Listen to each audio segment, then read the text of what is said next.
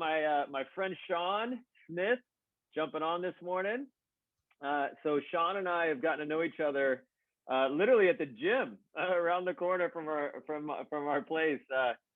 He lives a neighborhood over from mine, and we work out every morning at Lifetime. And it's just really interesting how the world kind of brings people to you that think like you and that have grown in their careers very similar to you have. And just to tell you a little bit about Sean's background, Sean is from here in Michigan.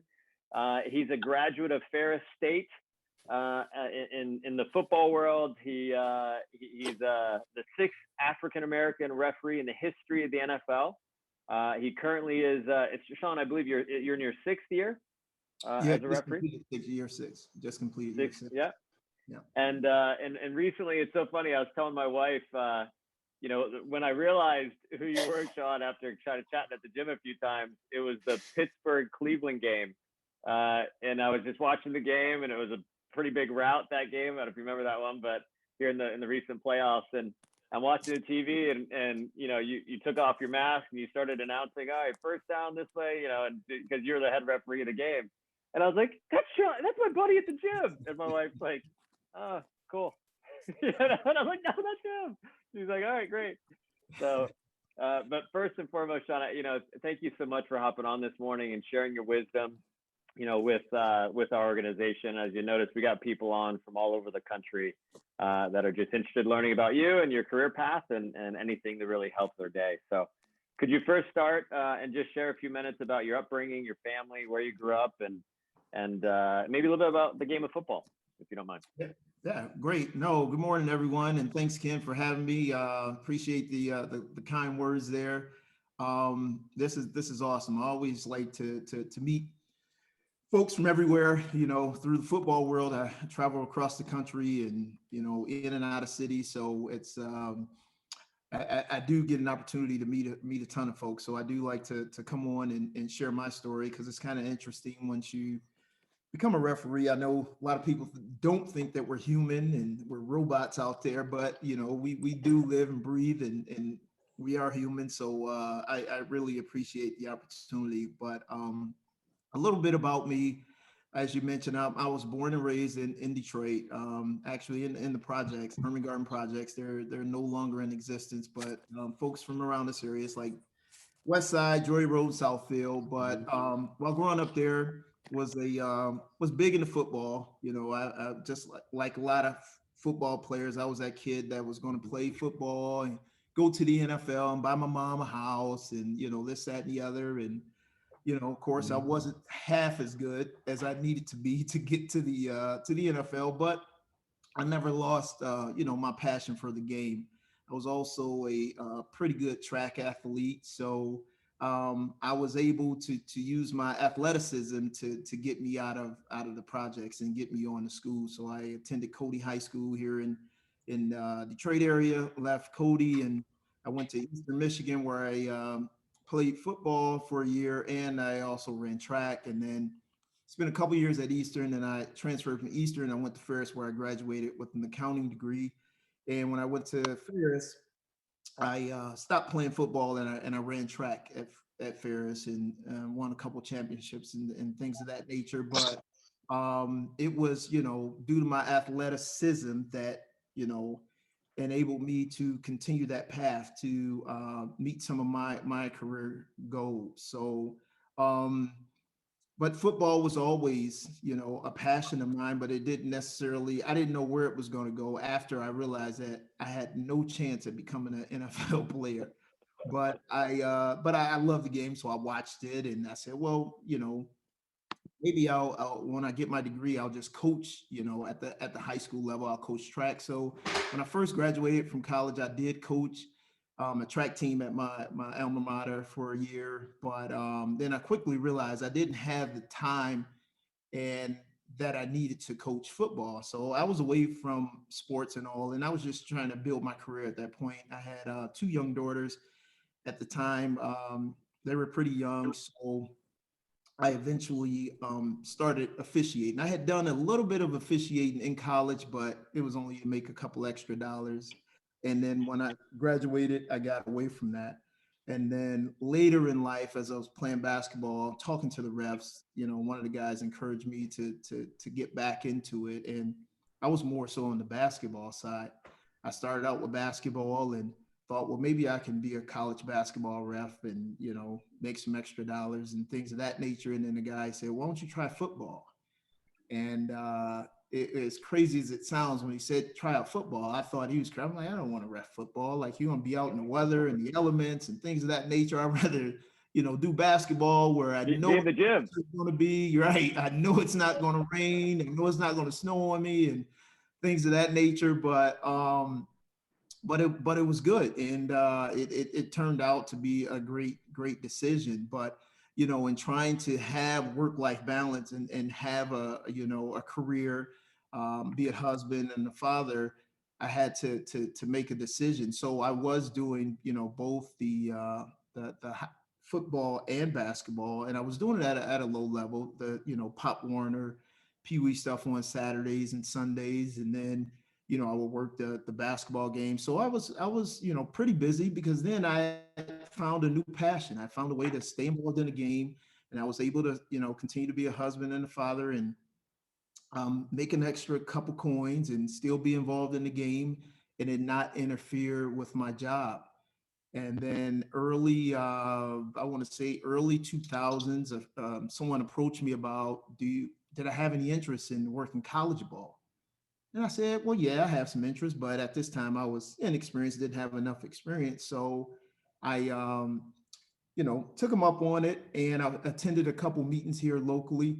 We had some well-known college officials in the area that were running these college meetings. So I started to participate in those meetings, and lo and behold, I started working in the Division II, the GLEAC, which is where Ferris and Grand Valley and Saginaw Valley and Wayne State and all those other schools. And at that time, they were the top football conference in Division II. And Brian Kelly, the head coach of Notre Dame, he was the head coach at Grand Valley, and they were running national championships. So it was pretty good football. And so I did that for some time, and I was fine with that. We would make $200 a game, and you meet some great friends from all over the state, all over the region, because we would pile up in a car, we'll meet at a spot, and then we'll drive 3-4 hours or 8 hours up to Marquette or 10 hours up to Houghton, work a football game, come back in the middle of the night. So it was things of that nature. But I just found a really good passion and something that I enjoyed doing, and again, an opportunity to meet some really good people. So it was fun.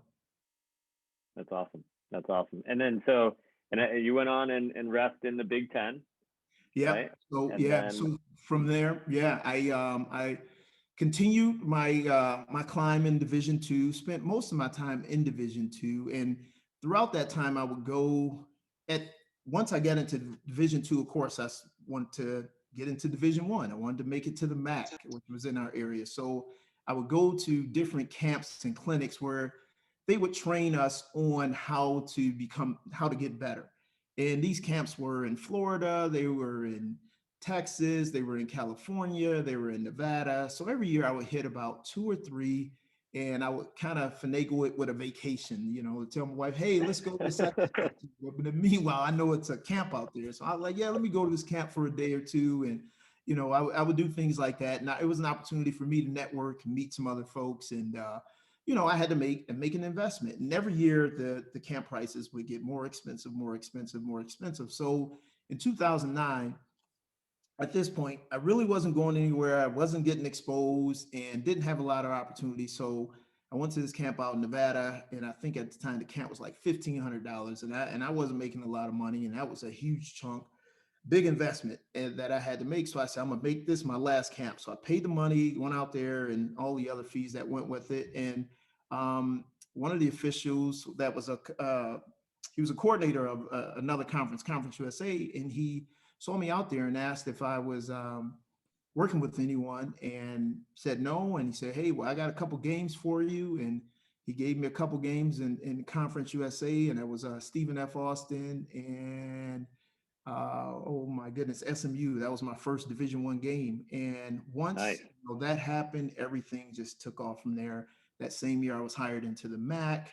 I ended up working like 5 MAC games. I had a Big Ten alternate assignment. So I spent about 3 years in the MAC. And then after my third year in the MAC, had worked couple bowl games, the Armed Forces Bowl, had worked the what was it? It used to be the Sun Bowl. It's not the Insight Bowl. I had worked that, and then I got hired into the Big Ten in 2012. So in the Big Ten, I was a I was a back judge. So I was a back judge in the Big Ten for a couple years. Worked some pretty big games. Worked the Michigan Ohio State game. That was a game I've never ever attended, but always watched as a kid from this area growing up. And the first Yeah, time I was able to be at that game, I was actually on the field. So, funny that's story. I awesome. gave my buddies a couple tickets, and the tickets were right behind the Michigan bench, and they were in heaven. I mean, they Yeah, were just in heaven to go to that game. And this was, like I said, in 2012. But I also worked the Michigan State game, so it was a fun ride being in the Big Ten for 3 years. that's awesome. That's Yeah. awesome. And it's interesting because as I looked at your background, and we've talked a little bit about it. A lot of the referees, you mentioned the investment you made, right? Mhm. With really just the hope of learning things or whatever, with no guarantee of what's going to be returned.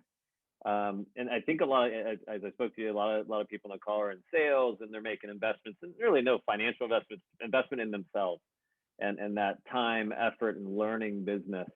Um, any thoughts around what you'd share to someone making those investments and wondering, hey, and having doubt, is this going to work out? Is it, what am I doing right now? Is it going to translate to where I want to go? Yeah, I mean, it takes a lot of commitment and dedication, compromise, sacrifice, all of those things. You just have to believe in yourself, and you have to just, keep putting in the work, because at one day there's going to be an opportunity, and you have to make sure that you're prepared for that opportunity when it does come. And that was my thing. It's just, I was networking, I was meeting a ton of folks, and you get into that world of where you're comparing yourself to others. This guy's not better than me, or they are not smart, they're not this, they're not this, and you kind of get into that world. But at the same time, you just keep working, and just waiting and preparing for that opportunity. Because I'll never forget, and it's an old cliche, and many of you have had it before, but heard it before. But when I was in high school, one of the legendary coaches here in Detroit, he coached Jalen Rose and all these guys in high school, Perry Watson. He once said, the 5 P's is what he lives by, and proper preparation prevents poor performance. And that was something when I was working out, or when you see me at the gym, when I back then, that those were the things I was running through my head, just being ready, being prepared, because when it comes, I had played that. So mind you, I hadn't been in the Big Ten, or I hadn't been in the NFL, but in my mind I had worked about 100 games in the NFL. I had worked 100 games in the Big Ten. I was already there, and I ran through all those different scenarios. So I was trying to prepare myself mentally as much as possible. So if and when that opportunity came, I was prepared. Yeah, that's awesome. And along the way, obviously, you're you've been able to break barriers, right? I know we were just chatting a minute ago. To graduate high school and get into college was a huge deal from your growing up, right? And Mhm. kind of moving on to the NFL and other opportunities. I was curious, you ever have people along the way that say, you know what, you're not good enough. It's not going to work. Why are you wasting your time? Those we call them naysayers, or just people that just don't believe in what you believe in, right? And what would Yeah. you, how did you respond to those people? Yeah, no, you do have those folks. And when I was coming up, most of you, and I don't know, many of you probably don't know all the positions on a football field, but I'll just explain. So the referee, which a lot of us are titled, but it's only really one referee, and that's the person with the white hat, the one that makes the announcement, is also known as the crew chief. But then there's a headlinesman. Well, now they call him a down judge. There's a line judge. There's an umpire, And we have a center judge now, back judge, side judge, and field judge. So those are the positions that are on the field. And at one point early in my career, someone said, "Hey, you should be supervisor." Said, "Hey, I want you to be a referee," and I was like, that was a big deal because that meant being in front of everyone. You were responsible for the crew. You were going to take all the good that came with it and all the bad that came with it. So it was a huge step. And so I took on that role. And in taking on that role, there was people out there saying that, "Hey, man, you looking at this like many guys that look like you are not moving up, in that role." And I took that as a challenge. There weren't many black referees in college. There weren't many black referees at the NFL level, but I took that as a challenge to, refine my skills, try to perfect my skills, and work even harder to make sure that I stood out. And I had a lot of, those were the obstacles, was that you just didn't see that though folks that looked like me in those types of roles and positions during that time. It was few and far between. That's awesome. That's awesome. And I obviously I see you in the morning. I saw you this morning at the gym. Mm-hmm. You talk about starting your day. We've talked about starting your day with the right habits and things. Can you share a little bit about your morning routine? How do you get going? Any success habits that you learned? I know I do crazy things like I do a hot shower and I get a cold shower for a good 30 seconds just to wake me up every day. It's like crazy, but makes me feel good. Do you do anything like that just to get you going in the day? Yeah, no, I just have to try to get a workout in just to from uh from a mental state. It's just therapeutic for me. It's just going there. I have my music on, and you see me, I have my hood on, and I'm trying to get a sweat. I have a hat on underneath that, and I just go in there and get a good sweat and get ready to get my day going because I know things are going to be busy. I mentioned earlier, I didn't say this, but I have 4 kids. So I have 2 older kids, 27 and 26. One lives in Arizona, the other one lives here. And then I have a 16-year-old son. He's very athletic in the sports, so he stays busy. And then I have a just turned 15-year-old freshman, so she's very busy. So we have a very busy schedule. And then my wife, her schedule is more packed than mine, so we have a lot going on. So I always try to get up, get the day going by getting in the gym, getting in routine, listening to my music, and then come back, give me a smoothie, and get my day going. And it's I think we talked about it. It's like days when I take one day off, and that's my normal day. But if it's a day where it's not a normal day where I don't take off, then it kind of puts you in that mood. Whenever I see somebody running down the path or whatever, I'm like, man, I should have had my behind out there running. But no, it's just something that's good for me because I'm a competitive guy and you're a competitive person. You were, a college athlete and a high school athlete. So you really never lose those competitive genes, as I would say, because life is a competition, and that's one of the things that I have learned, and I have been able to take my the skills that I've learned from being an athlete, a collegiate athlete, and applying them to life. Is that everything is a competition. Folks don't want to say it, don't want to admit it, but it is. Everyone's trying to be the next, Ken Lear, Sean Smith, and I got to try to stay ahead as long as possible because Father of Time is undefeated. As time goes, we're going to age, and that next person is coming right behind you. So you're always Right. trying to stay 2 steps ahead. Right. Yeah. It's we I mentioned earlier a bit about the crew, right? So I didn't realize as I was preparing for this call and everything, I didn't realize you had gotten promoted, and there's a kind of promotion track to being the head referee, and some of the people I found an article about some of your peers that you've got a chance to kind of work with, and they're CEOs of companies, vice presidents, they're salespeople, they're doctors, there's a pilot I saw. There's so many different backgrounds, and you're the leader of that group of people on the field. Um, High pressure scenarios, team environment. Do you have any stories or any thoughts around how to handle that leadership side of things? Because a lot of people in our organization are learning sales, and then as they mature in our model, and I mentioned about entrepreneurship, they get a chance to lead folks. And so any thoughts around that? Yeah, I would say I would have to give the credit to the guys that I learned from. When I first came to the NFL, I was with referee Jeff Triplett, and Jeff Triplett was a pretty successful business person, was a high-ranking officer at Duke Energy at some time. At some point, he was on the board of Wake Forest University, and really unassuming guy. And you wouldn't know this from that, but then we had some pretty successful folks on our crew. And, as you start to learn these guys, and you learn, where they come from and what they do, you're really impressed. But then when it came to working the game, they were just another person and they treated everyone the same.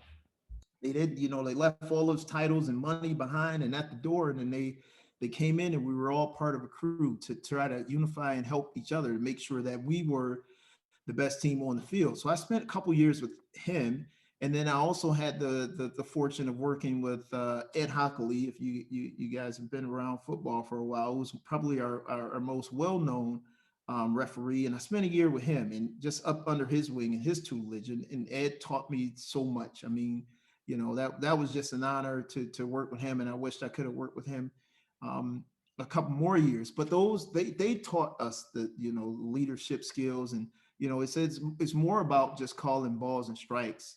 Folks they want to be told what to do, but at the same time they want to feel empowered. So for me, one of the techniques that I use is just to make everyone feel a part of the crew. Everyone is just as important as the next guy. It's seven of us on the field, so we divide it up in seven pieces, and everyone is just as important. So I always, for the guy that's out there or a female that's out there that's really quiet, I try to strengthen those skills. And then for some of the other folks that are a little more assertive, then I try to leverage that. So I try to have as much balance and create that balance within the crew as much as possible, so we can all feel a part of one another. And that's the thing that they really do appreciate, is that the engagement, because there's some folks that can take that position and want to stick their chest out and not be a good listener. But I try to listen to as much. I encourage everyone to step up and speak up. And then sometimes of course, you can't accept all the feedback that you're getting, but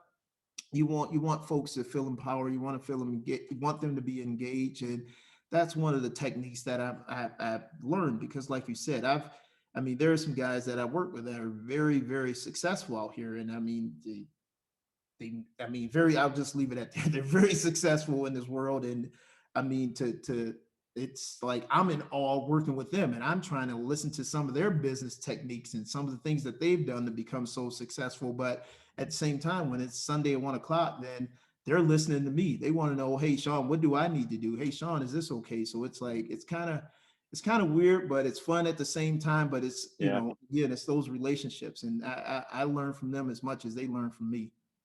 So cool. So cool. And even in the games, obviously high pressure scenarios, there's times that you got to make the right call, right? And it's Mhm. not a Yeah. popular decision. And in leadership, we come across that a lot. We're making the right call, and you're going to hurt somebody's feelings, unfortunately, but you got to make the right call. And how do you handle that? How do you handle that pressure? Yeah, it's funny how we talk about pressure, like, and pressure is, there's all different variations of pressure. But I'm more nervous in a business meeting than I am on a football field with 70,000 folks screaming, booing, doing whatever, and millions of folks watching on TV. I'm more nervous in a meeting with 20 folks. And it's like, how is that possible? But it's weird, but it's like that. But yeah, you get out there and you play through those scenarios. Like I mentioned, when I'm at the gym or in the mornings, I try to go through these different situations and play through those scenarios and say, okay, it's game time, last 2 minutes, we got to be on. We can't afford to mess up and be on ESPN or be on whatever. So that's the moment, man. You just got to be locked in. Your concentration's got to be there, because I think the average football play is about 6 seconds. And I learned this from another referee, and said that's where we need to concentrate. If you can concentrate in increments of 6 seconds, you'll be fine, because that's where we'll get into the most trouble. So um, it's pressure situations. There's more pressure leading up to the games than it is once, for me at least, than it is in the games. It's like I watch Yeah. the build up, and it's like, oh, we got this game on Saturday. I'm thinking, oh my God, that's my game. Like, change the channel, it get like that. But then once the ball is kicked, then it becomes just a normal game, and it's no different than the games I worked up at, Big Rapids, Michigan, or Wayne State and Detroit, Michigan. It becomes just another game at that point. That's awesome. That's awesome. And I know you had a chance recently you got invited based on your performance to be at the Super Bowl, right? At the Yeah. most recent one. And you've had a chance to, bump, rub some elbows with some of these guys that are the elite of the elite in the NFL. Obviously, Yeah. not saying any names, but what have you noticed about the best of the best by watching them from the outside, or just kind of having small conversations with them around the field? What have you noticed about the best? How do they think? How they act? Yeah, Any you're thoughts just there? noticing in their preparation. Sometimes you see how hard they work, how committed they are, how focused they are on the field. Of course, they're ultra competitive. They're very intense. Some are very intense, but it varies from from potential Hall of Famer to the guy that's only going to be in the league 2 or 3 years. But it varies. But these guys are phenomenal athletes, and just the work ethic. Like, sometimes we see it as just a game, but it's a job for them. And then when we say it's a job, they're putting in 10, 12 hours a day of work, and we don't necessarily see it as that. We're like, hey, they go to practice like we used to go to practice, spend 2 hours, and then they play the game on the weekends. But it's a job for these guys, and that's the respect and command that we realize that we have to have. So that's why we have to put in a lot of work. Like, a lot of folks don't understand the work that we put in, but I'll put in 30 hours a week, preparing for a game, and that's on top of my regular job. So I'm doing my regular job, sometimes at 5, 6, 7, whenever I'm done, and then I'm going to spend another 4 or 5 hours preparing for that next week's game, or whatever we finished in the last week's game. So you try to focus on that. We do a lot of scouting and a lot of reviewing of tape, just trying to pick up on tendencies and things like that. And then you Hmm. try to build a relationship and a rapport, because it's about trust, and that's in everything that we do. It's building up that trust. You want to, as you bring on these sales consultants, it's folks that you learn to trust, and that's the same thing that the players have with us. Once they get to know you a little bit, they build up a little bit of trust, and then you kind of you start to form a little bit relationship where you can kind of work with them a little. But yeah, man, it's these That's guys awesome. are they're good. They're really good. That's awesome. You mentioned we were chatting earlier about how as you've learned all these things about your career and your life, the message to your children is a little bit more about entrepreneurship. Do you Yeah. mind sharing kind of what you tell your kids? A little different than what you're doing now, and it's very interesting to me, and as we've talked about it. So Yeah. So Ken and I were talking this morning, and I come from humble beginnings, and for me, from my beginnings and from where I come from, to graduate from high school was a big, huge achievement. I mean, it wasn't expected; it was a huge achievement, and to go to college and get a degree was a bonus. And for me, it was just go to high school, go to college, and get a job. And if I did that, I made it. I mean, being an entrepreneur, that wasn't realistic. That was unheard of. It was like, this guy's crazy. If you were saying that you're going to own your own business. But once I realized, through the different Fortune 500 companies that I work for, and the relationships and the experience that I built up, I realized how the importance of being an entrepreneur and having that passion to go out there and put in your blood, sweat, and tears into what you're passionate about and what that means. And then when that tree starts to bear fruit, then what it means. And what I'm doing now is, now I can convey that message to my kids and saying, hey, you don't necessarily have to go out and work from someone. You can build your own. And that's the mentality that my younger kids do have. They're like, in ninth grade, taking entrepreneur classes and things of that nature, where, like I said, that wasn't even a thought. Like I said, it wasn't reality for me, because I always thought the making it was getting a job working for a company. And now in hindsight, I wish I would have thought about things different. But I have no regrets, because it made me sure. who I am today. But Sure. it is, as you learn and you get more exposure, man, it makes you think about some things. That's awesome. That's awesome. And when you think of your most proud moments just in your career and life, obviously a lot of young people think about, hey, someday you mentioned, get the NFL and buy your mom a house, kind of thing. And when you're younger and things you've accomplished, what are some just moments you're like, man, that's based on my choices, sticking to my guns, believing in myself, I'm able to do this for my family. Do you mind sharing maybe some nice things you've done for the people you love and people in the community? Yeah, I mean, my most proud moments is being a dad. I mean, I love being a dad. Like I told you, I have two older daughters. They're into their careers, and one of my daughters, we talk every day. I mean, I know everything that's going on in her job, and my other daughter, we talk, probably 2, 3 times a day. I mean, not a day, a week, and I know everything that's going on at her job. So, it's that still having that relationship and continuing to mentor them and help them in their growth and teaching them about some of the obstacles that they're going on and wanting to be challenged and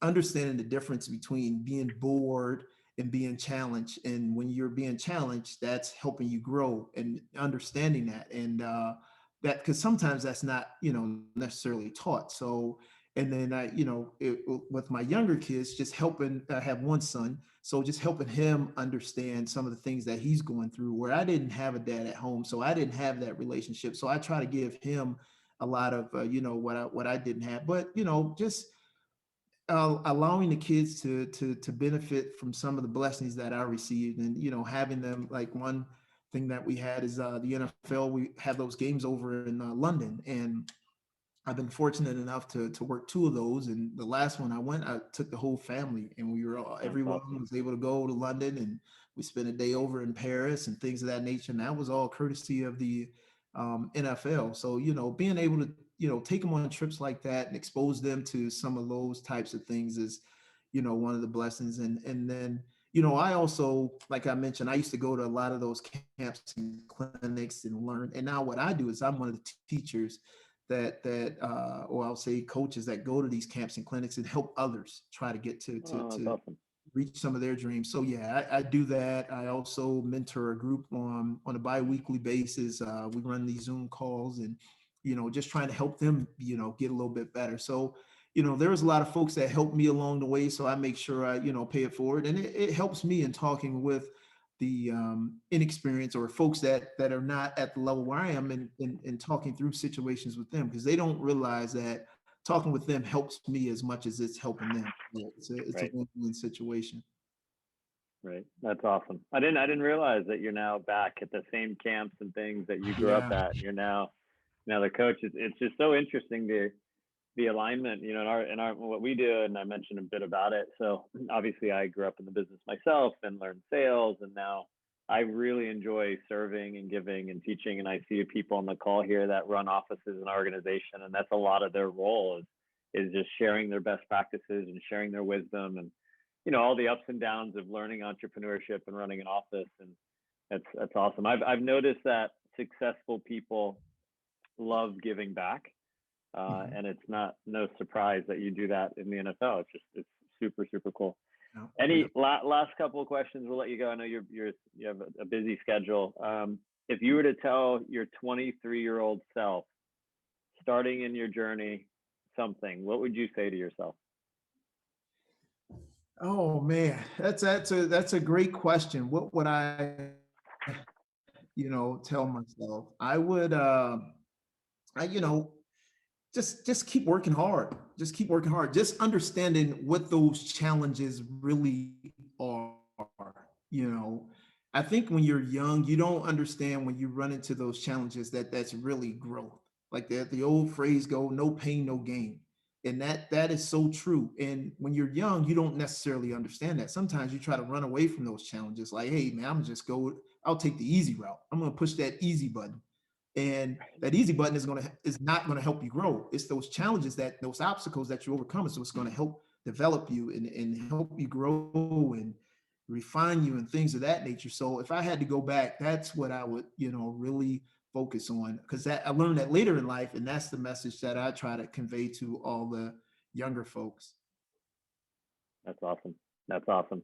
Well, Sean, thank you so much for taking the time today. I know we have obviously close to 80 people. There's a couple offices on with their whole teams on. If you guys have a chance to type in the group chat, what's a big takeaway? What's something that you've learned from Sean, just to kind of show him some things that maybe have helped you, can help you have a great day today, have a great week this week, or something you may share with someone else based on today's call. If you could type in the chat there, I'd just like to read them out as you guys are doing. So the 5 P's. You don't have to work for someone. You can build your own. Awesome. Don't take the easy route. No pain, no gain. I remember that back in workouts and things. You're always competing. I love the perspective of being bored versus being challenged. You have to take control of where you want to be in life. I appreciate your Detroit hustle. Nice. Forget about the naysayers. Don't run away from challenges. These are learning opportunities. Stay focused and driven. Thank you, Sean. Well, awesome. And then it's last but not least, is sometimes the path that you think you're meant for ends up going different, but you can always make the most of opportunities. Success starts with habits. Very, very cool. Well, Sean, again, I just want to say thank you so much. Obviously, just taking the time to get on this morning and sharing your wisdom. You know, I obviously am a big fan of yours and from afar. And for the record, when he's in the gym in the morning, you know, some people go to the gym and they just kind of work out and they don't sweat. Sean is drenched every time. He's not going in there just to hang out. He is working and he is running. He is like, no joke, doing these ab roller things. I see him every once in a while. I'm like, why you do that to yourself? No, I'll tell you why. Because we get older on the field and those players stay the same age, right? Those players will always be 22 to 30 years old, and I'm getting age. So I got to work to at least halfway look like I belong out there. So that's kind of my motivation, man. But I appreciate that. I mean, I'm every day I see it. I'm like, man, I'm not even working compared to Sean. Like, I'm in there lifting, but I'm not in a way. So, no, all right. Well, hey, thank you so much again. We really appreciate you. And everyone, if you guys could take your phones off mute real quick and say thank you, I'd appreciate it. But have an amazing Tuesday, everyone. Thank you. Sean. Thank you. All right, bye, guys.